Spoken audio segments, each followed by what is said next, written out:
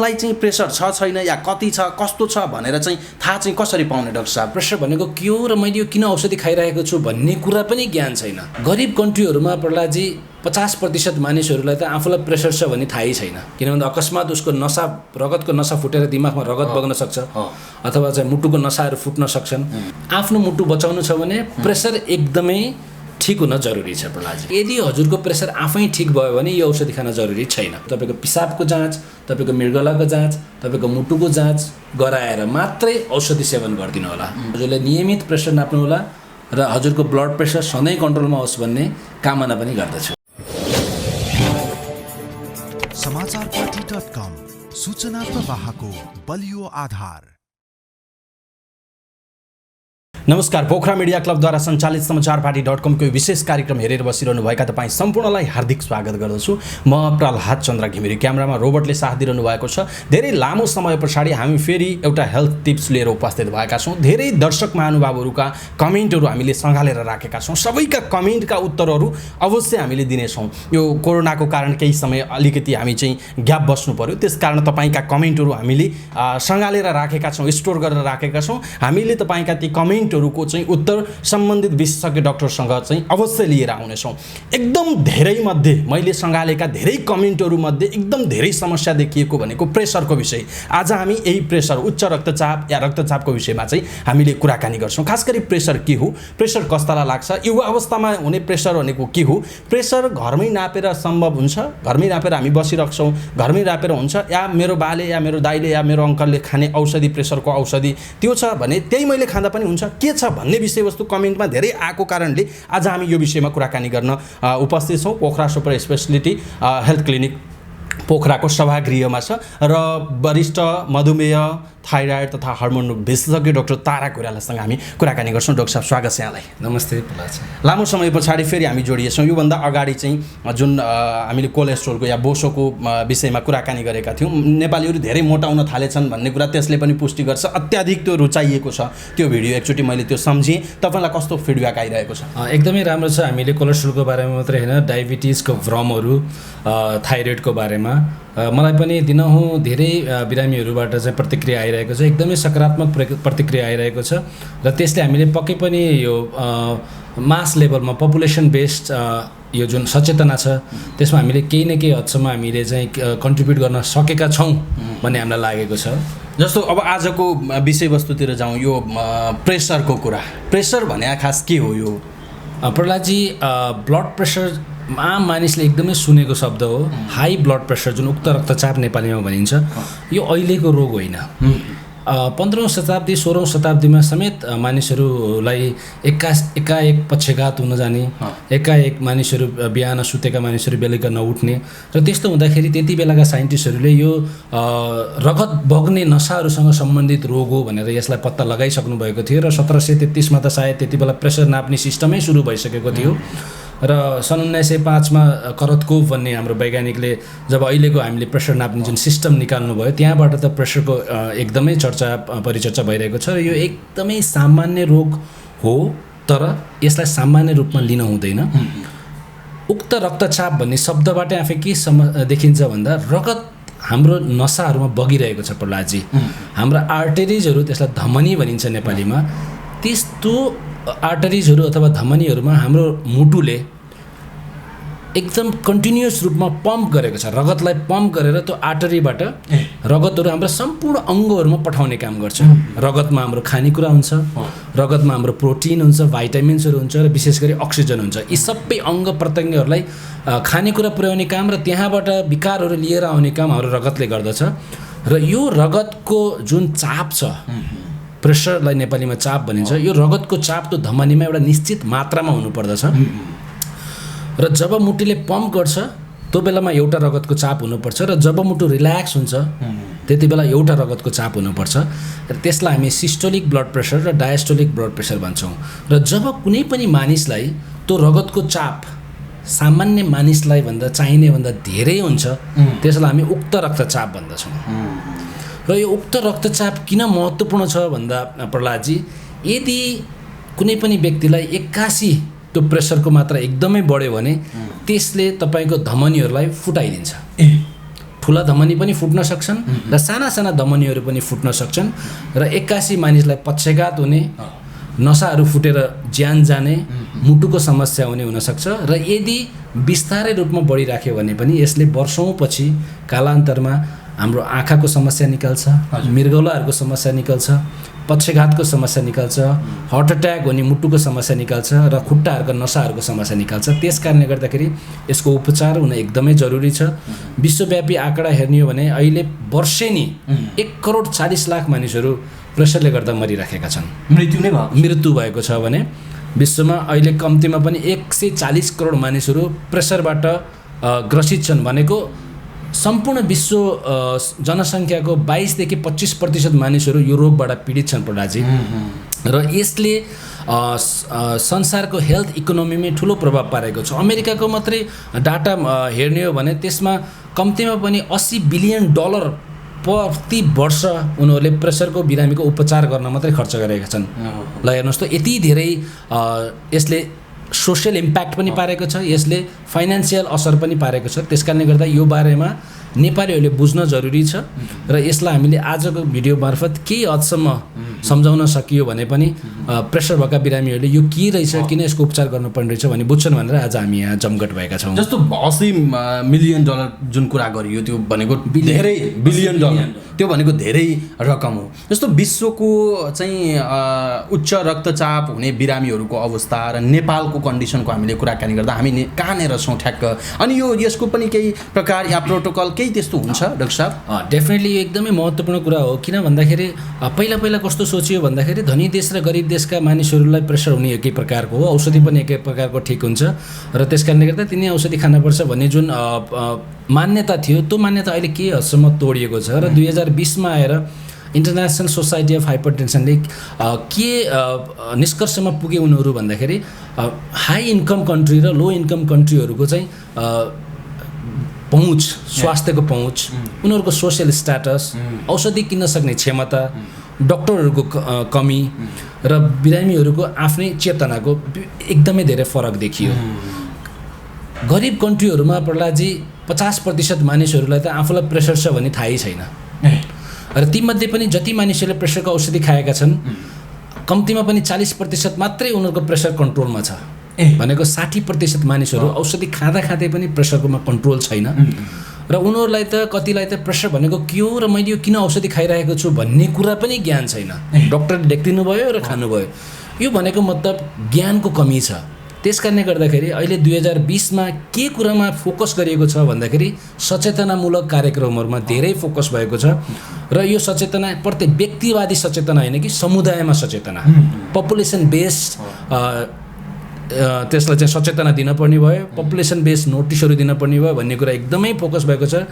त्यो पनि एउटा कारण हो कि आज तपाईँ र म यहाँ बसेका छौँ र नेपाली जनताहरूलाई अलिकति भए पनि हामीले केही सचेत गराउन सक्छौँ भनेर हामीले चाहिँ जमर्को गरिरहेका छौँ। विशेष गरी हामी लो इन्कम कन्ट्री, गरिब देशका कन्ट्रीहरूका छौँ।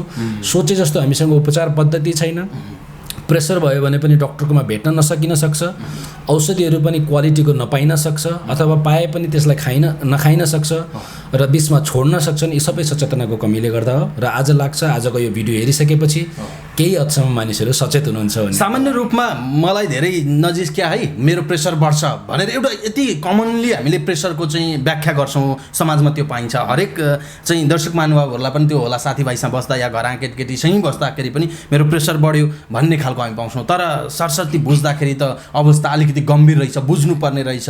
यो ठ्याक्कै बुझ्नका लागि चाहिँ अब मलाई चाहिँ प्रेसर छ छैन या कति छ कस्तो छ भनेर चाहिँ थाहा चाहिँ कसरी पाउने डाक्टर साहब?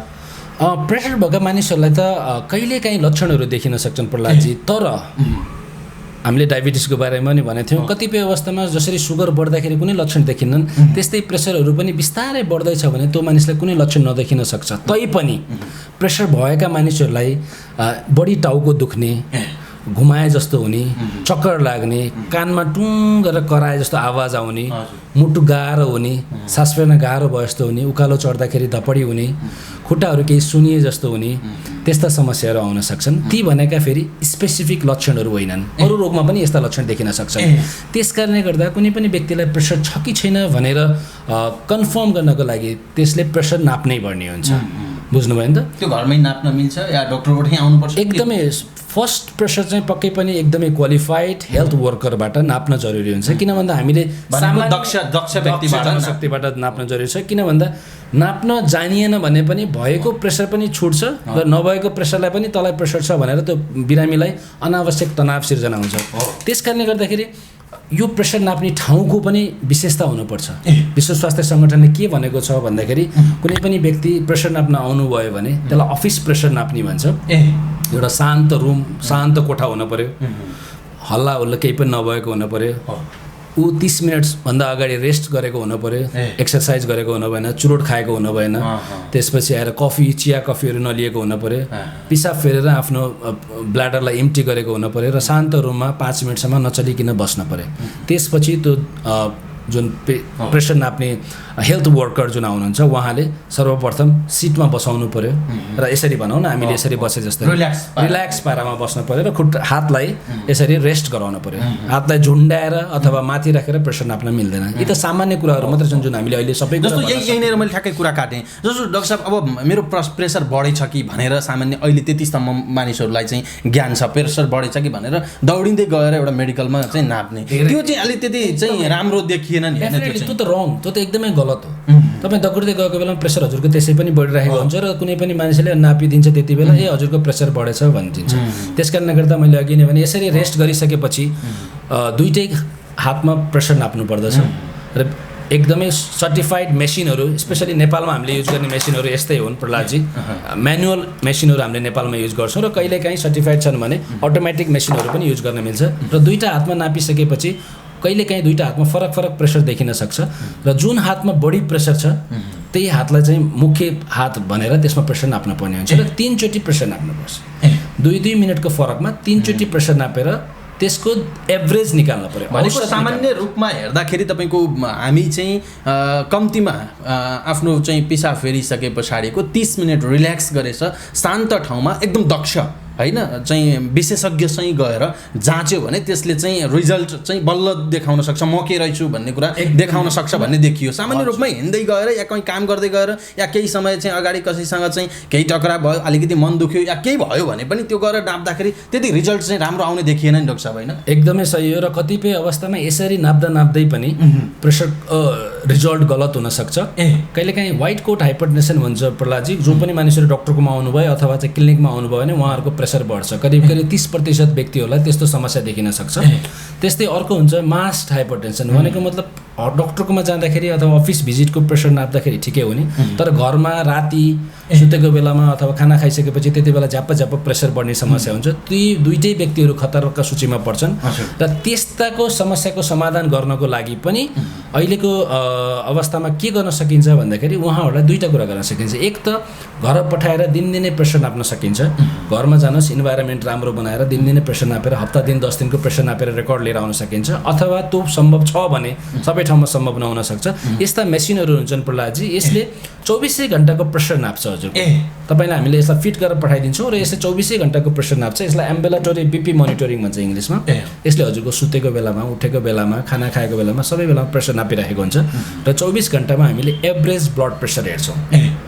बुझ्नुभयो होइन? अब त्यसपछि त्यसमा क्राइटेरियालाई बढ्यो भने त्यसलाई हामीले प्रेसर बढेको भन्छौँ। जस्तो डाक्टर साहब अब एउटा विषय त के क्लियर भयो भने दर्शक महानुभावहरूलाई पनि अब सामान्य रूपमा हामी हिँडेर गएर या चाहिँ घरमै चिनेको या मेसिन छ गरौँ न त भन्यो भने त्यो चाहिँ त्यति जायज देखिएन। अब आफ्नो स्वास्थ्यप्रति अलिकति संवेदनशील हुने यस्तो अटोमेटिक मेसिनहरू पनि आएको छ र दक्ष चाहिँ प्राविधिकहरूसँग या डक्टरहरूसँग नै जाँच्नु पर्दो रहेछ, किनकि 30 मिनटसम्म रेस्ट गरेर एकदम शान्त कुल भए पछाडि रिल्याक्स पछाडि गर्दाखेरि बल्ल राम्रो आउँदो रहेछ, नत्र एकुरेट नआउने भन्ने कुरा रहेछ।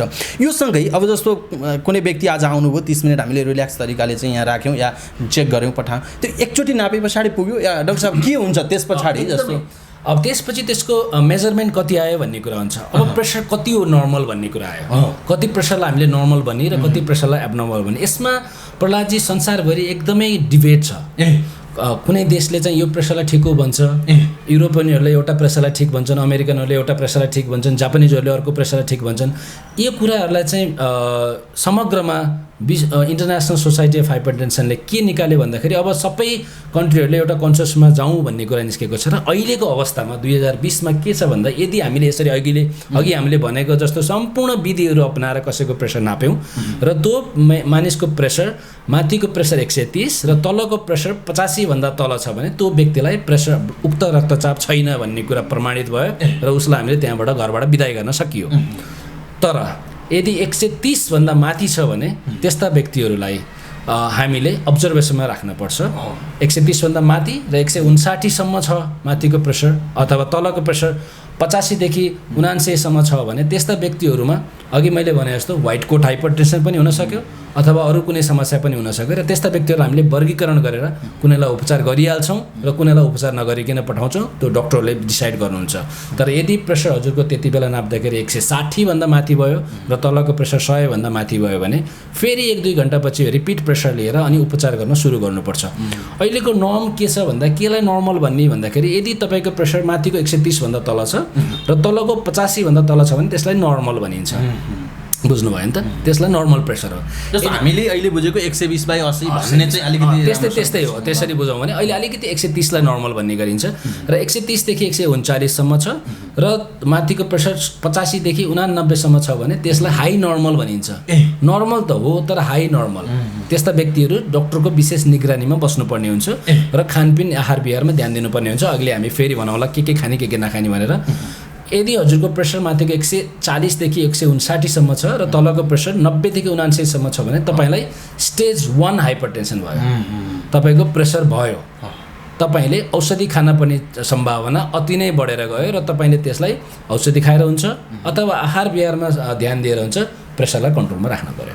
खतरा तिनीहरूलाई बढी हुने भयो। अझै 160 भन्दा माथि छ र तलको प्रेसर 100 भन्दा माथि छ भने त्यसलाई हामी स्टेज 2 हाइपरटेन्सन भन्छौँ र तिनीहरूको त तुरुन्त उपचार गर्न जरुरी हुन्छ। प्रहलादजी, औषधि चाहिँ चलाइहाल्नु पर्ने चाहिँ कस्तो लाग्छ? औषधि चलाइहाल्न पर्ने। यदि तपाईँको अघि नै मैले भने यसरी प्रेसर नाप्दाखेरि 180 र 110 भन्दा माथि भयो भने उत्तिखेर औषधि चलाउने हो। त्यस्ता बिरामीहरूलाई केही समय भर्ना पनि गरेर चाहिँ प्रेसरलाई कन्ट्रोल गर्न पर्न सक्छ। जस्तो कहिलेकाहीँ यो अरू 160 भन्दा माथि छ र तलको प्रेसर 160 भन्दा माथि छ, 2 चोटिको रिडिङमा पनि त्यो आयो भने उसलाई तुरुन्तै उपचार गर्न जरुरी छ।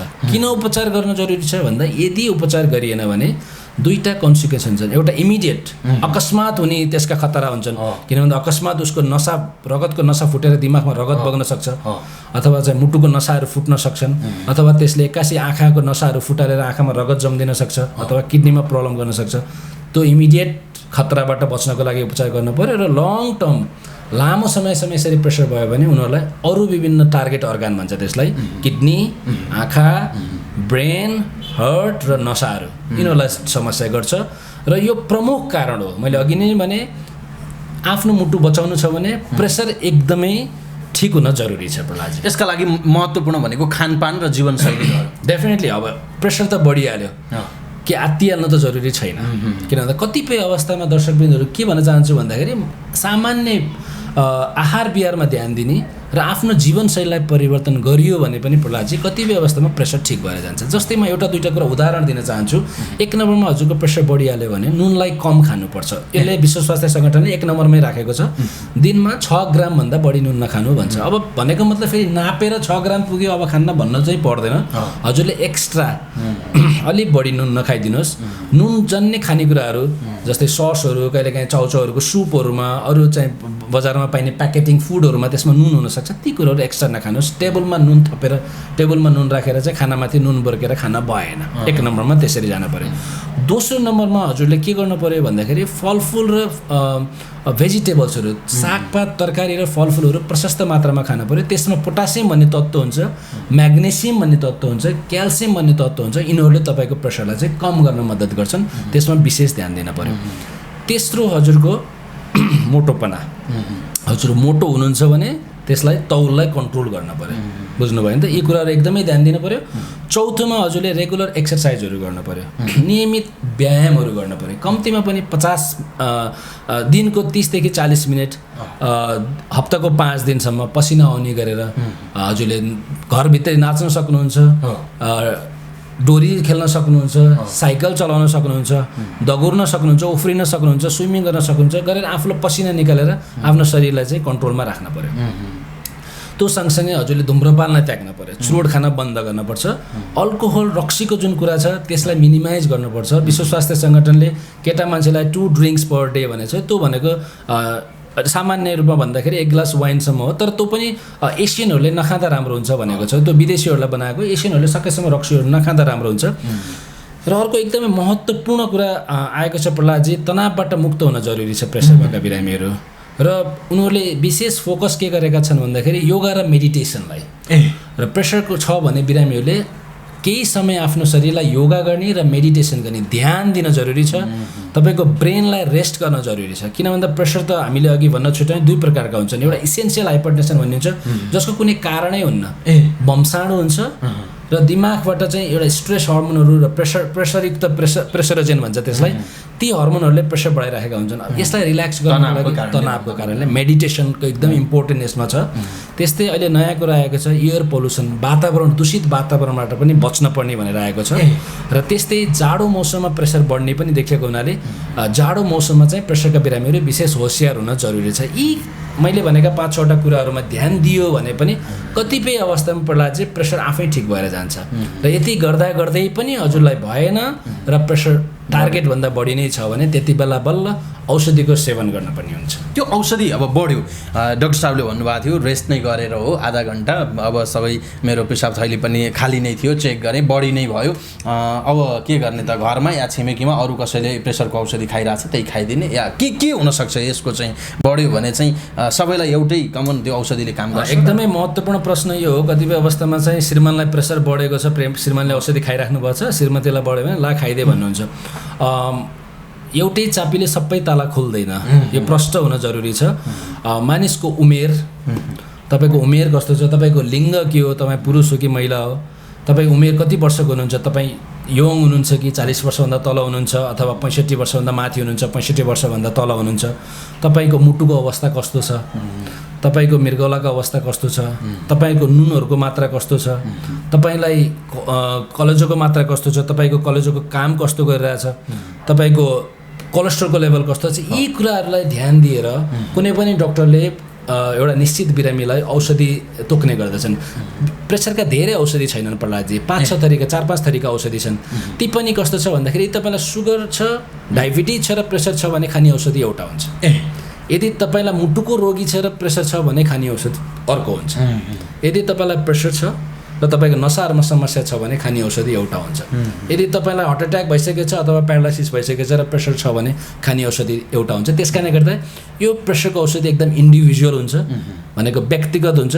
त्यस कारणले गर्दाखेरि कसैलाई प्रेसर बढ्यो भने एक्कासी अर्काको औषधि खाइदिनु हुँदैन। कहिलेकाहीँ यसले प्रेसर त घटाउला तर बढी नकारात्मक असर गर्न जान्छ। र त्यही भएर कृपया मेरा प्यारा दर्शकहरूलाई हामी के भन्न चाहन्छौँ भन्दाखेरि त्यस्तो छ भने आफ्नो नजिकको स्वास्थ्य चौकीमा गएर डक्टरलाई देखाएर मैले के औषधि खान पर्छ कि पर्दैन, एटलिस्ट तपाईँको बेसिक इन्भेस्टिगेसनहरू, तपाईँको पिसाबको जाँच, तपाईँको मृगौलाको जाँच, तपाईँको मुटुको जाँच गराएर मात्रै औषधि सेवन गरिदिनु होला।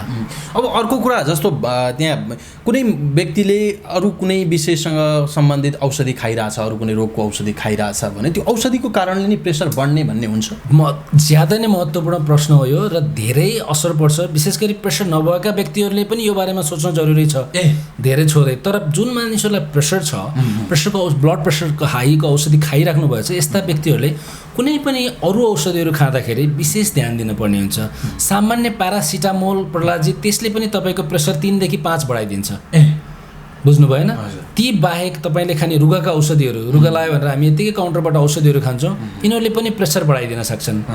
तपाईँले खाने एलर्जीका औषधिहरू, यिनीहरूले पनि प्रेसर बढाइदिन सक्छन्। माइग्रेनका औषधिहरू, त्यति मात्र नभए तपाईँले खाने अरू घाउ भयो एन्टिबायोटिकहरू खानुभयो, यस्ता एन्टिबायोटिकहरू पनि कहिलेकाहीँ प्रेसर बढाइदिन सक्छन्। स्टेरोइड ड्रग्स जुन हामी अझै इन्डोक्राइनर्सहरूले धेरै युज गर्छौँ, बाथका औषधिहरू, यी औषधिहरूले त 81 प्रेसर मात्र होइन सुगर पनि बढाइदिन सक्छन्। र यस्ता औषधिहरू खाँदाखेरि एकदमै होसियार हुनुपर्छ। र विशेष गरी जुन औषधि पसलमा बस्नुहुने हाम्रा फार्मासिस्टहरूलाई पनि म के आग्रह गर्न चाहन्छु भन्दाखेरि औषधि यसरी दिँदाखेरि हजुरले चाहिँ पेसेन्टको हिस्ट्री लिन जरुरी छ कि तपाईँले अरू कुनै औषधि खाइराख्नु भएको छ कि छैन। किन भन्दा औषधिको रियाक्सन एकदमै खतरनाक हुन जान्छ र ती कुराहरूमा विशेष ध्यान दिन जरुरी छ। जस्तो यो बाहेक अब यो औषधि जस्तो प्रेसर भयो औषधि एकचोटि खाए पछाडि फेरि यो प्रेसरको औषधि अब सधैँ खानुपर्ने होला। अघि नै भनियो फेरि प्रेसर बढाउन तनावले नै गर्छ। मैले त जहिले पनि भन्ने गरेको छु हरेक रोगको एउटा कारक भने तनाव नै हो। तनाव लिनु जरुरी छैन किनकि हामीसँग कम्तीमा पनि विशेषज्ञ डक्टरहरू हुनुहुन्छ। यसरी हामीले चाहिँ सचेतनाका कार्यक्रमहरू गरिरहेका छौँ। यसले पनि एउटा खालको चाहिँ अर्थ राख्ला र नहात्तिकन अब डाक्टर साहब एकचोटि प्रेसरको औषधि खाए पछाडि यो सधैँ हो गरी खानिरहनुपर्छ। अलिकति बुझाइ चाहिँ मानिसहरूमा त्यो हुन्छ प्रेसरको औषधि चलाउनुहुन्न है फ्याट नचलाउने नि फेरि सधैँ खानुपर्छ भन्ने एउटा गाउँ ठाउँमा त्यो खालको हामी पाउँछौँ। सही हो यो कुरा? पहिला कुरा त एउटा कुरा के बुझ्नु पऱ्यो भन्दाखेरि हजुरको त्यो औषधिले हजुरको प्रेसरलाई कन्ट्रोल गरेको छ कि छैन त्यो पहिला बुझ्नु पऱ्यो। एउटा कुरा हामीले छुट्यायौँ। कतिपय मानिसहरूले प्रेसरको औषधि खाइराखेको छु के अरे भनेर चाहिँ लापरवाही गरेको मैले धेरै देखेको छु। उहाँले प्रेसरको एउटा ट्याब्लेट खानुहुन्छ र मेरो प्रेसर ठिक होला भनेर कहिले पनि जाँच्नुहुन्न र एक्कासी हाम्रो चाहिँ आउँदाखेरि किडनी बिग्रिसकेको अथवा चाहिँ आँखामा हानिसकेको अनि हेर्दाखेरि प्रेसर 180 200 पुगेको देख्छौँ। त्यस कारणले गर्दाखेरि मेरा दर्शकहरूलाई हामी के भन्न चाहन्छौँ भन्दाखेरि यदि प्रेसर खाइराख्नु भएको छ भने औषधि पहिला त सुरुमा हजुरले नियमित चेकअप गराउनुहोस् कि तपाईँले खाएको औषधिले काम गरेको छ कि छैन। बुझ्नुभयो नि त? यदि औषधिले कहिलेकाहीँ औषधिको ओभरडोज पनि भएको हुनसक्छ, तपाईँलाई चाहिने भन्दा बढी प्रेसर कन्ट्रोल गरिसकेको हुनसक्छ। र अघि नै जुन हामीले कुरा गर्ने प्रहलादजी कहिलेकाहीँ कस्तो हुन्छ भन्दाखेरि दगुर्दै गयो एकजनाकोमा प्रेसर देखियो औषधि दियो कसैले औषधि खानुभयो तर वास्तवमा उसलाई प्रेसर नभएको हुनसक्छ र उसले औषधि खाएको भने त उसलाई त नकारात्मक असर परिरहेको छ, प्रेसर त लो भइरहेको छ। त्यस्तो अवस्था छ भने पक्कै पनि ती मान्छेले औषधि खानै पर्दैन। र कुनै पनि अवस्थामा पोलिफार्मेसी भन्छ धेरै औषधि खाइरहेको हुनुहुन्छ बिरामीले एउटा चाहिने ठाउँमा 2-3टा औषधि खाइरहेको हुनुपर्छ। त्यस्तो अवस्थामा पनि त्यसलाई घटाउन पर्यो। कुनै कुनै बिरामीहरूले एउटा औषधि एक दिनमा एकपटक खानुपर्ने औषधिलाई 2-3 पटक खाइरहेको हुन सक्नुहुन्छ, त्यसलाई पनि घटाउन पर्नुपर्छ। र एउटा कुरा के छ भन्दाखेरि यदि हजुरको प्रेसर आफै ठिक भयो भने यो औषधि खान जरुरी छैन। अघि नै मैले भनेका जुन आहार विहारका कुराहरू छन् यी कुराहरू गर्नुभयो र तपाईँको प्रेसर आफै ठिक भयो भने अवश्य पनि यो प्रेसर एकचोटि खाएपछि सधैँ खानुपर्छ भन्ने छैन। छोडेका अवस्थाहरू पनि छन्, हामीले धेरै बिरामीहरूका छुटाएका पनि छौँ। तर छुटाउन मिल्दो रहेछ के अरे म त अब खान्न मेरो प्रेसर ठिक छ भनेर छोड्ने होइन। तपाईँले औषधि खाँदा खाँदै ठिक भएको हो। बुझ्नुभयो नि त? मेरो प्रेसर सपोज अहिले 120/80 छ तपाईँको प्रेसर, तर औषधि खाइराख्नु भएको छ भने तपाईँले औषधि छोड्ने होइन। तपाईँलाई त औषधिले ठिक बनाएको हो। तपाईँले डोज घटाउन सक्नुहुन्छ अथवा केही समय बन्द गर्न सक्नुहुन्छ डक्टरको सल्लाहमा। एकदमै सही विशेषज्ञको डक्टरको सल्लाहमा चाहिँ तपाईँले खानु पर्यो। र तपाईँले खाएको औषधिहरू प्यारा दर्शकहरू के हुन पर्यो भन्दाखेरि तपाईँले खाएको औषधि अघि मैले भने तपाईँको रोगहरू तपाईँको लिङ्ग अनुसार तपाईँको उमेर अनुसार मिलेको हुनु पर्यो, इभिडेन्स बेस हुनु पर्यो। तपाईँले खाएको औषधिले तपाईँलाई 24 घन्टा कभर गर्नु पर्यो, प्रेसर कन्ट्रोल हुनु पर्यो। किन भन्दा दिउँसोमा मात्रै कन्ट्रोल हुने बेला चाहिँ राति प्रेसर बढ्ने हुनसक्छ। किन भन्दा राति त हामी प्रेसर नापिन्न। त्यस कारण हामी के स्योर हुनु पर्यो भन्दाखेरि हजुरले खाएको औषधिले 24 घन्टा प्रेसरको कन्ट्रोल होस्। त्यति मात्रै होइन, हामी एकदम गरिब कन्ट्रीमा बस्छौँ। हामीले खाएको औषधि सस्तो पनि हुनु पर्यो। हामीले खाएको औषधि जताततै पाइने पनि हुनु पर्यो। मैले पोखरामा एउटा औषधि लेखेँ, स्याङ्जामा गयो पाइएन भनेपछि त फेरि उहाँले छोडिदिनुहुन्छ। त्यस्तो भयो भने नन एडियरेन्स बिरामीले औषधि छोड्ने सम्भावना ज्यादै बढेर जान्छ र डक्टरहरूले पनि यो कुरामा विशेष ध्यान दिनुपर्छ। र औषधि लेख्दाखेरि बिरामीलाई सजिलो हुने अवस्था, सकेसम्म एउटा औषधि दिनको एकचोटि मात्रै खाने अवस्था, सस्तो र त्यसले 24 घन्टा काम गर्ने यस्ता औषधिहरू रोजेर खान पर्ने हुन्छ। र यति गरेर खानुभयो भने हजुरको मृगौला पनि बच्छ, हजुरलाई पक्षघात पनि हुँदैन, हजुरको मुटु पनि लामो समयसम्म बाँच्छ र हजुर स्वस्थ हुनुहुन्छ। जस्तो अब यो सुगर प्रेसर अब यो भने चिज चाहिँ अलिकति उमेर चाहिँ बढ्दै गए पछाडि या बुढेउली लाउँदै गए पछाडि चाहिँ यो लाग्छ भन्ने पनि हुन्छ त्यो उमेर। तर अलिकति यो प्रेसरको कुरा चाहिँ अलिकति यङ अवस्थामा युवा अवस्थामा नै हुने प्रेसर चाहिँ यो एउटै हो डाक्टर साहब कि युवा अवस्थामा हुने प्रेसरलाई चाहिँ फरक तरिकाले परिभाषित गर्न सकिन्छ? प्रहलादजी यो युवा अवस्थाको प्रेसरको बारेमा त हामी फेरि छुट्टै कुनै दिन बस्नुपर्छ जस्तो लाग्छ मलाई। एकदमै महत्त्वपूर्ण हो। किन भन्दा आजकल हामीले हाम्रो क्लिनिकमा के देखिरहेका छौँ भन्दा 24 वर्षका व्यक्तिहरू, 28 वर्षका व्यक्तिहरू, 32 वर्षका व्यक्तिहरू प्रेसर लिएर आएका हुन्छन्। र अघि नै मैले के भने भन्दाखेरि प्रेसरहरू युजली 2 प्रकारको हुन्छन्। एउटा प्राइमरी हाइपरटेन्सन भन्छ त्यसलाई, जुनको कुनै कारण हुँदैन, वंशमा हुन्छ र दिमागबाट चाहिँ त्यसले प्रेसर कन्ट्रोल बढिरहेको हुन्छ भने अर्को एउटा प्रेसरको ग्रुप हुन्छ प्रहलादजी 10 देखि 15% व्यक्तिहरू जसलाई प्रेसर छ उनीहरूलाई सेकेन्डरी हाइपरटेन्सन, यो भनेको कुनै कारणले गर्दा प्रेसर भएको हो। र यस्ता व्यक्तिहरू प्रायः जसो कम उमेरका हुन्छन्, 40 वर्षभन्दा तलको उमेरका हुन्छन्। किडनीको समस्याले गर्दा, किडनीको नसाहरू बन्द भएको हुनाले र हर्मोनको समस्या, म एउटा हर्मोनको डक्टर भएको हुनाले मैले धेरै त्यस्ता बिरामी भेटेको छु जसलाई हर्मोनको गडबडीले गर्दाखेरि 13वटा हर्मोन हुन्छन् प्रहलादजी जसले प्रेसर बढाउँछन्।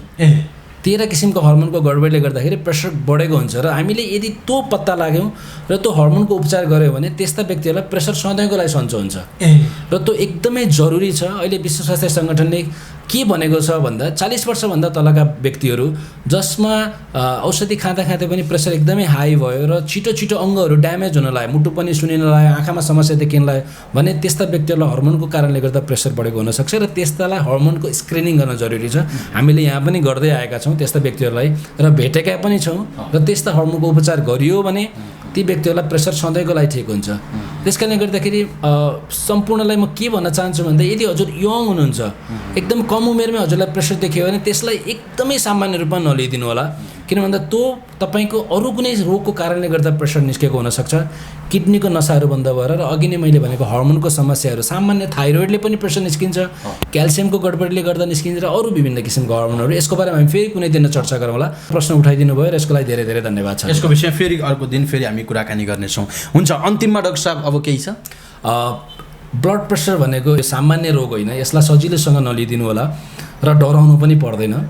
हामी गरिब देशका बिरामीहरू छौँ, गरिब देशमा भने जस्तो सुविधा नपाइन सक्छ, तैपनि हामीसँग औषधि छन्, पर्याप्त औषधिहरू छन् र स्वास्थ्य कर्मीहरू पनि पर्याप्त मात्रामा हुनुहुन्छ र राम्रोसँग उपचार भइरहेको छ र औषधि खान नहिचकिचाउनु होला।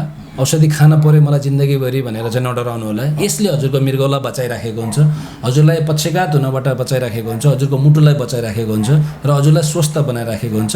त्यस कारणले गर्दा हजुरले नियमित प्रेसर नाप्नु होला र हजुरको ब्लड प्रेसर सधैँ कन्ट्रोलमा होस् भन्ने कामना पनि गर्दछु। हुन्छ, एकदम अन्तिममा छौँ र अन्तिममा मलाई धेरै चाहिँ फोन आएको, किनकि डाक्टर साहब बाहेक पनि अरू डाक्टर साहबहरूसँग पनि नियमित हामीले चाहिँ कुराकानी गरिरहेका छौँ। कतिपय दर्शकहरूलाई कस्तो लाग्दो रहेछ भने डक्टरबाट जान पाए त हुन्थ्यो, तर यत्रो इन्टरभ्यू दिएको डक्टर, यत्रो डक्टरसँग चाहिँ भन्दा अब यहाँ हाम्रो वरिपरि भन्दा त्यहाँ चाहिँ महँगो होला, कसरी पुग्ने भन्ने खालको चाहिँ छ डाक्टर साहब। त्यस्तो खालको भावना पनि मैले कतिपयमा देखिरहेको छु। ओहो, त्यो चाहिँ अब डाक्टर तारा कोइराला या फलानु डक्टरबाट यत्रो इन्टरभ्यू दिइरहनु भएको छ, यत्रो भइरहेछ, त्यहाँ महँगो होला भन्ने खालको बुझाइ चाहिँ हामीले पाछौँ। त्यस्तो हुन्छ र डाक्टर साहब? त्यस्तो त्यस्तो महँगो भन्ने छ?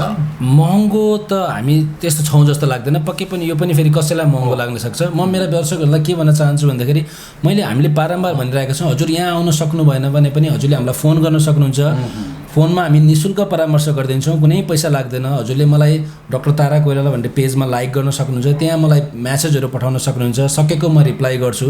हजुरलाई मलाई एकदमै भेट्न मन छ र कुनै किसिमको आर्थिक प्रब्लम छ भने पनि नहिचकिचाउनु होला, यहाँ फोन गरेर आउनुहोस्, हजुरलाई हामी सकेको सहयोग गर्न सधैँ तत्पर छौँ। हस्, धेरै धेरै धन्यवाद छ डाक्टर साहब र दर्शक महानुभावहरूलाई पनि म विशेष आभार प्रकट गर्दछु, अन्तिमसम्म हेरेर साथ दिनुभयो र कम्तीमा पनि प्रेसर तपाईँले हेर्नुभयो, मलाई लाग्छ बुझ्नुभयो। कतिपय कुराहरू अझ पनि नबुझेको हुनसक्छ, मैले भन्दै गर्दाखेरि, सोध्दै गर्दाखेरि, डाक्टर साहबले भन्दै गर्दाखेरि कतिपय कुराहरू बिर्सिरहेको हुनसक्छ या तपाईँको जिज्ञासाप्रति हाम्रो त्यहाँ ध्यान नपुगेको पनि हुनसक्छ। त्यसमा तपाईँले तल कमेन्ट बक्स छ, कमेन्टमा लेखिदिनु भयो भने डाक्टर साहब आफैले पनि हेर्नुहुन्छ। डाक्टर तारा कोइराला तपाईँले फेसबुकको पेजमा हेर्नुभयो भने उहाँलाई पनि तपाईँले देख्न सक्नुहुनेछ। हामीले चाहिँ एउटा तपाईँ र डक्टरको सिधा सम्पर्क होस् भन्ने पनि चाहन्छौँ, किनकि सधैँभरि डक्टरबाट आइरहने पनि त्यो नहुनसक्छ कुराकानी गर्दै गर्दाखेरि, अनि तपाईँहरू चाहिँ फेरि बेला बेलामा आउने। तर मैले पटक पटक दर्शक महानुभावहरूलाई एउटा चिज चाहिँ भन्ने गरेको छु, खास गरी आफ्नो स्वास्थ्यप्रति आफैले ख्याल गर्ने हो। मैले मेरो श्रीमतीलाई, मैले मेरो प्रेमिकालाई, मैले मेरो प्रेमीलाई एकदम धेरै माया गर्छु भन्दै गर्दाखेरि आफ्नो स्वास्थ्य बिग्रियो भने प्रेमिकाले बढी टेन्सन लिदिएर पनि हुँदैन, घर परिवारले लिदिएर पनि हुँदैन। आफ्नो स्वास्थ्यमा आफैले ख्याल गर्ने हो। त्यसकारण सचेतना अपनाऊ। घर नजिकैको ढुङ्गो आँसी उद्याउनलाई, हँसिया उद्याउनलाई चाहिँ एकदम महत्त्वपूर्ण हो। हाम्रो घर वरिपरि भएका फार्मेसीहरू, हामीले लिने सल्लाहहरू एकदम राम्रा छन्, महत्त्वपूर्ण छन्, तर विशेषज्ञ कहाँ कम्तीमा पनि एकचोटि पुग्नुपर्छ हामी। के छ त अवस्था, त्यहाँको टेक्नोलोजी, त्यहाँको प्रविधि, राम्रो प्रविधिमा हामीले चाहिँ गएर उपचार गराइयो भने अवश्य पनि रोग कहाँनिर छ, के छ समस्या भन्ने किसिमको थाहा हुन्छ र हाम्रो स्वास्थ्य हामी आफै सचेत भयौँ भने अवश्य पनि राम्रो हुन्छ। हामी राम्रो भयौँ भने परिवार राम्रो हुन्छ, सुख हुन्छ, अरूलाई तनाव हुँदैन, परिवारका अरू सदस्यहरूलाई तनाव हुँदैन, समाजमा केही एउटा कन्ट्रिब्युट गर्न सकिन्छ। तपाईँ हामीले यति नै मैले भने र हेरेर साथ दिनुभयो, धेरै धन्यवाद छ। अरू कुनै डक्टरसँग या अरू कुनै समस्याहरू तपाईँलाई छ र त्यो खालको भिडियो बनाइदिनुपर्छ या बनाइदिए हुन्थ्यो भन्ने लाग्छ भने तपाईँहरूले कमेन्ट गर्नुहोला। अनि मलाई छैन, मैले हेरेँ बुझेँ भन्ने मात्र होइन, अरूलाई पनि देखाउनका लागि कम्तीमा तपाईँले आफ्नो फेसबुक छ, कम्तीमा त्यो फेसबुकमा सेयर गरिदिनु भयो भने तपाईँसँग कति साथीहरू हुनुहुन्छ हेर्नुहोस् त, त्यहाँमध्ये कतिलाई चाहिँ प्रेसर छ होला या तपाईँको साथीको बुवा आमा माया माइजू कसैलाई छ होला, उहाँहरूलाई कम्तीमा यो सचेतना हुन्छ। त्यसकारण आफ्नो फेसबुकमा सेयर गरिदिनुहोस्, किनकि अहिलेको प्रविधि, पछिल्लो प्रविधि तपाईँ हामी जोडिएको नै यही प्रविधिले हो। यसरी नै जोड्नुपर्छ, सचेतना जगाउनुपर्छ। यति अनुरोध गर्छु विनम्रताका साथ। र क्यामेरामा रोबर्टले साथ दिनु, रोबर्टलाई धन्यवाद दिन्छु। आजको श्रृङ्खलामा तपाईँ हाम्रा जिज्ञासालाई मेट्नका लागि आफ्नो समय र यो संवादमा जुटिदिनु भयो। वरिष्ठ मधुमेह, थाइरोइड तथा हर्मोन रोग विशेषज्ञ डाक्टर तारा कोइरालालाई विशेष आभार प्रकट गर्दै व्यवसायबाट म प्रस्तुता प्रहलाद चन्द्र घिमिरे ओझेल पर्छु। सब्सक्राइब गर्नुभएको छैन भने सब्सक्राइब गर्नुहोस्, समाचारपाटी.com हेर्दै गर्नुहोस्। नमस्कार।